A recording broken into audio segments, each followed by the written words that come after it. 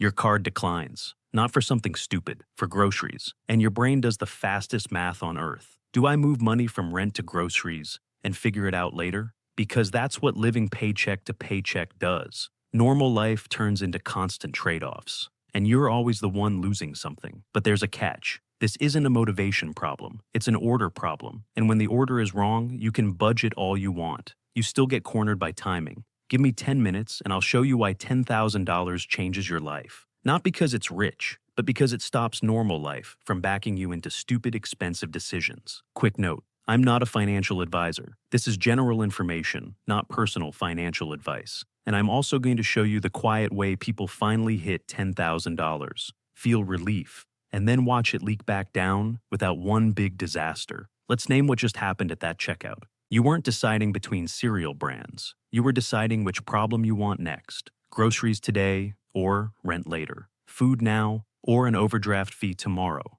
Swipe the card or make the responsible choice that still nukes your week. And when you're always making next problem decisions, you don't get ahead. You just rotate pain. So why am I talking about $10,000? Because there's a point, for a lot of people, where your brain stops running emergency drills all day. Not forever, not magically, just enough to change how you behave. And that's what this video is really about. Not saving 10 grand, saving options. I promised you the quiet leak. Here it is up front, so you don't miss it. Most people don't lose their first $10,000 to one disaster. They lose it to a bunch of small yeses that feel harmless. The upgrade, the subscriptions, the delivery habit, the it's only $19 more, the 0% financing, the we deserve it. That's the leak. Quiet, boring, brutal. We'll come back to how to stop it. But first you need to understand what $10,000 actually does and what it doesn't. Because $10,000 is not a lifestyle. It's a shock absorber. When your balance hovers near zero, every surprise becomes a decision crisis. A flat tire isn't a flat tire. It's, do I risk missing work or do I swipe and pray? A medical bill isn't a medical bill. It's, do I pay this or do I float the electric bill and hope nothing else breaks? A weird week at work isn't just stress. It's, if I lose this job, I'm going down fast. That's the midnight reel. And if you've lived there long enough, you start thinking that stress is just adulthood. No, it's fragility. And fragility is expensive. Here's a quick two-life example. Life A. Your account is sitting at $214. Your car hits you with a $600 repair. What happens? You don't just fix the car. You negotiate with time. You delay. You ask if they can patch it. You drive it longer than you should.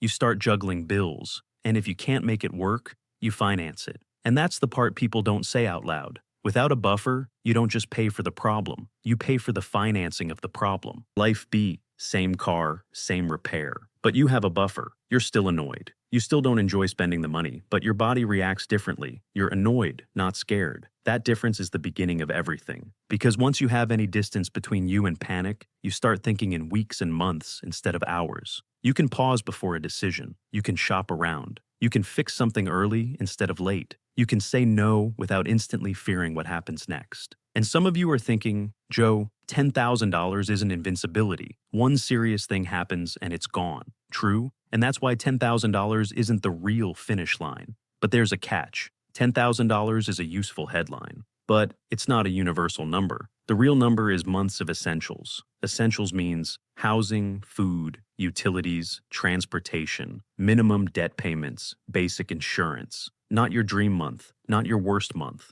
the baseline month where you keep the lights on and keep showing up. So take the headline and translate it. If your essentials are $2,500 a month, $10,000 is about 4 months. If your essentials are $4,000 a month, $10,000 is about 2.5 months. Same $10,000, totally different oxygen tank. And if your baseline is high, you're not crazy. The math is tighter for a lot of people. That's why I hate when the internet talks about emergency funds like everybody lives the same life. Your goal isn't to match someone else's screenshot. Your goal is to buy time. Time is what turns panic into plan.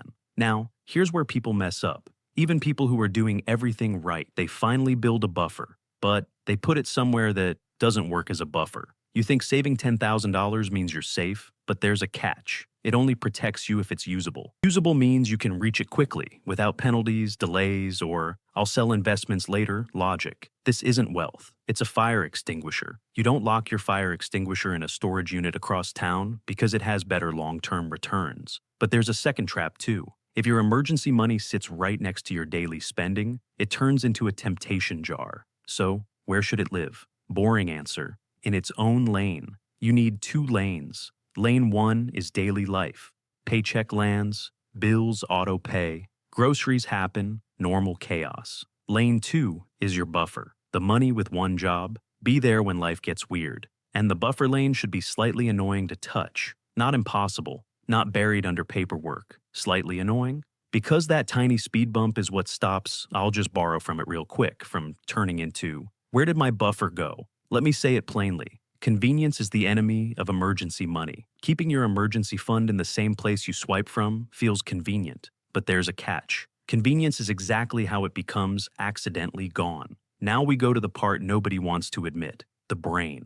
Because the biggest shift after you build a buffer isn't math, it's the brain tax disappearing. When you're living near zero, your brain is scanning for danger all day. You check the bank app, you wait for auto pays like nasty surprises. You do grocery math in real time. You flinch when an unknown number calls, because it might be a bill. That constant background fear is exhausting. And when you're exhausted, you don't make strategic decisions. You make relief decisions. And that brings us back to the quiet leak. A bigger balance feels like instant freedom, but there's a catch. Your brain often spends the relief before your budget does. You finally get air, your shoulders drop, and your brain goes, "We deserve to relax." So you start saying yes, not to something insane, to small stuff, normal stuff, the nicer grocery run, delivery because you're tired, upgrading the phone plan, a couple subscriptions, financing something, because the payment looks small. None of it feels like a problem in the moment. That's why it works. Relief spending doesn't feel like spending. It feels like exhaling. If you've done that exact thing, "I'm fine now, I deserve this," hit like. Because that's the trap nobody warns you about. And if you don't put rules around it, the buffer bleeds out quietly until you're back at $2,300, wondering what happened. So if you've ever saved money and then somehow it disappeared, I don't want you thinking you're broken. You're human. Your brain is trying to buy comfort. The fix isn't shame. The fix is structure. Now, let's talk about the villain. Because this is where people get mad, and they should. Everybody loves to say, just be responsible. Sure, responsibility matters. But there's a catch. The whole fee and interest machine makes more money when you're one surprise away from borrowing. Overdraft fees are the clearest example. You weren't reckless. Your timing was off. Bills hit before money hits. Your account dips negative, and you get clipped. And at a lot of banks, that fee can be around $30 to $35 each time. That's not a side effect. That's a business model. Credit cards do the same thing, just slower. If you're carrying a balance in the low to mid 20% APR range, and Federal Reserve data has averages up in the low 20s, you're paying interest every month just to stand still. And by now, pay later is the new, friendly version of the same thing. Spending feels smaller than it is, payments stack, dates get missed, late fees happen, and suddenly your future paycheck is already spent. None of this requires you to be irresponsible. It only requires you to be fragile. So, when I say the goal is to build a buffer, I'm not selling you a money milestone. I'm selling you freedom from being forced into expensive choices. You stop paying for speed. You stop paying for perfect timing. You stop paying the broke tax as often. Okay, practical time. How do you build this without hating your life? You don't do hero mode. You do boring mode. Step 1, separate the lanes. That's it. That's the first win. Even if the buffer starts small, separation changes behavior because your daily spending stops having access to your safety net by default. Step 2, automate it. Not heroic transfers, automatic transfers. Because motivation is unreliable, rules are reliable. And if you're thinking, "Joe, I can't save $200 a month," I believe you. So don't start with $200. Start with $25. Start with $50. Start with whatever doesn't blow up your week. The point isn't the amount. The point is the identity shift. You become someone who keeps a buffer. Once that identity is real, increasing the amount later stops feeling impossible. And here's the move that separates people who build buffers from people who don't. Every time money frees up, a raise, a side gig, a bill ending, You raise the automatic transfer before you raise your lifestyle. Not forever, not miser mode, just until the buffer becomes real. Now, let's hit the big comment war before it starts.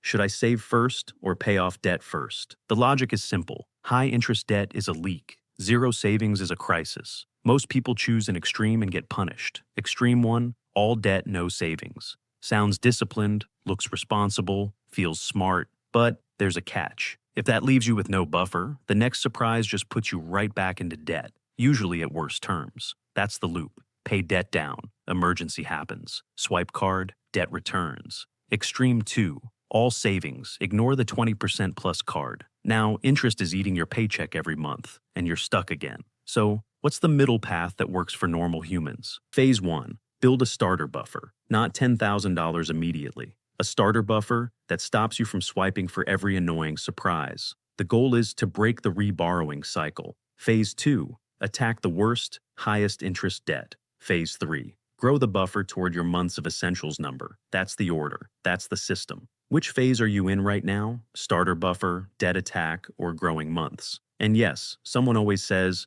but inflation eats cash. True, cash loses buying power over time. But emergency money isn't an investment, it's insurance. You don't cancel insurance because it didn't outperform the stock market. Your retirement investing and your emergency buffer have different jobs. Mixing them is how people end up selling investments at the worst time, because the car broke and rent hit and the market dipped. That's not strategy, that's bad luck with a price tag. Now here's the upside, the part people can't understand until they feel it. When you have a buffer, your confidence gets quieter, not fake, not loud, not "I'm rich now," just the absence of desperation. You walk into conversations differently when you're not cornered. You negotiate differently. You ask one more question. You don't take the first terrible deal because you need money by Friday. You can fix the car early instead of late. You can take a class or certification that costs money up front because you're not terrified of your checking account dipping for a week. You can handle a job gap without instantly spiraling into the worst possible option. And that matters because job transitions can take longer than your emotions want to believe. A buffer buys you time to be selective. Even a little time changes outcomes. But I need to protect you from the moment right after you hit $10,000. Because once you have options, opportunities show up.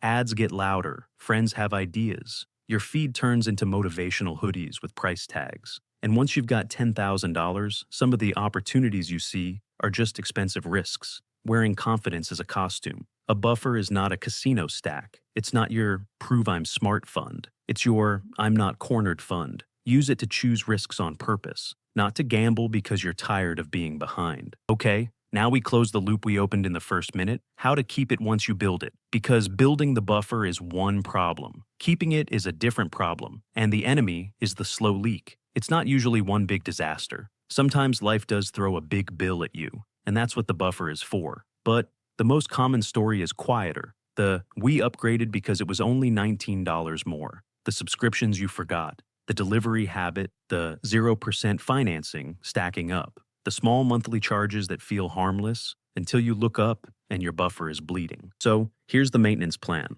Boring on purpose. Rule 1. The buffer is a tool, not a trophy. You don't spend it to feel rich. You use it to avoid becoming desperate. Rule 2. Define what counts as an emergency before you're emotional. Car repair that keeps you working. Medical costs, housing, real job gap. Essential travel, not "I'm stressed so I'm redecorating." Rule 3, set a floor. Maybe it's $10,000. Maybe it's 3 months of essentials, but it's a floor. Once you hit the floor, you don't go below it unless it's real. Rule 4, rebuild trigger. If you pull $800, your next goal is refill $800. Not "we'll see," not "eventually." Refill it like it's a bill. Rule 5, protect it from daily life. Separate account. No constant visibility, slightly annoying access. The point is to create a calm pause between impulse and action. And if you're someone who helps family, you need one extra rule. You can't be everybody's emergency fund while you're trying to build your own. That doesn't mean never help.